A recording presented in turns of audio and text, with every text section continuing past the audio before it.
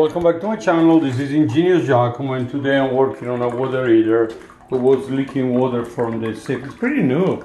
I mean, I don't know what the heck happened, but it was leaking water from the safety relief valve. And you know, now they changed. It used to be going outside. It's an old installation. You can see the pipe where the old safety relief valve was going. Now they put on the side of the drip pan. The only advantage of it, if you have a leaking valve, now you see it. Before it would go outside, most people didn't even notice. It would go through so much hot water and so much water mainly, and the water heater running all the time because the valve was leaking, and it really doesn't make much of a noise like in this case. Or you see the water. Now, technically, I went to Home Depot and grabbed a valve. Sadly, I grabbed the 1 1/4. It was a little too short, but really barely. They made it in, they needed to be a little longer. So that's the old valve that came out. It was leaking, you can see, oh yeah, it's kind of some deposit. Normally I'm able to clean it. No luck with this one. After I cleaned it, it was still leaking. So I grabbed a valve, that's all I had in my car. I thought I would do it. It just was a tiny little leak coming from there, so I went to get the right one, and now we'll swap it. It was pretty easy to do. It's a 5-minute job. Beside the time to drain the water heater, my recommendation is to open the hot water, shut off the water supply, and I really don't want to get a garden hose and drain the whole thing.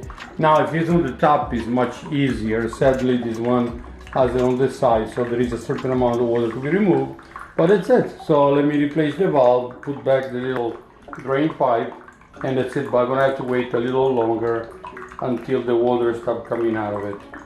What a pain in the neck. You talk about it like only an inch, but that's all I had in my car.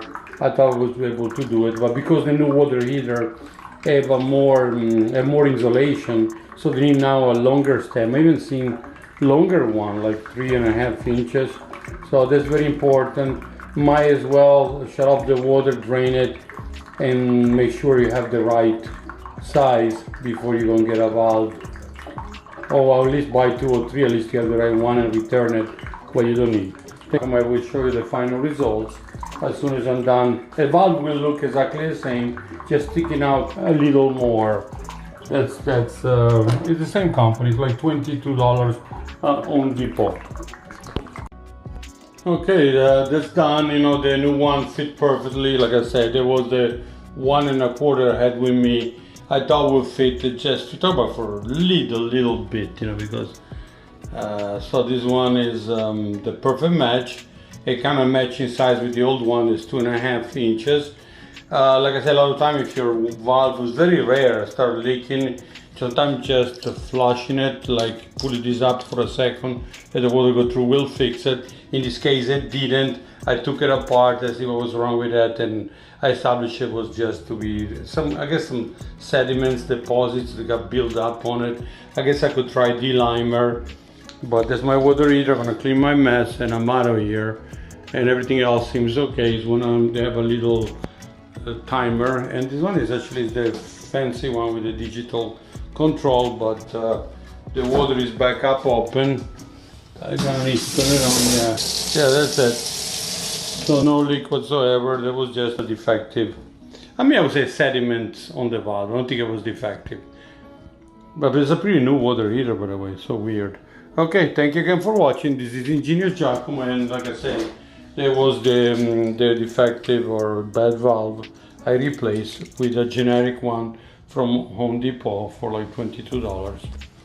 And I use the same drain pipe since it's standard, and that's it.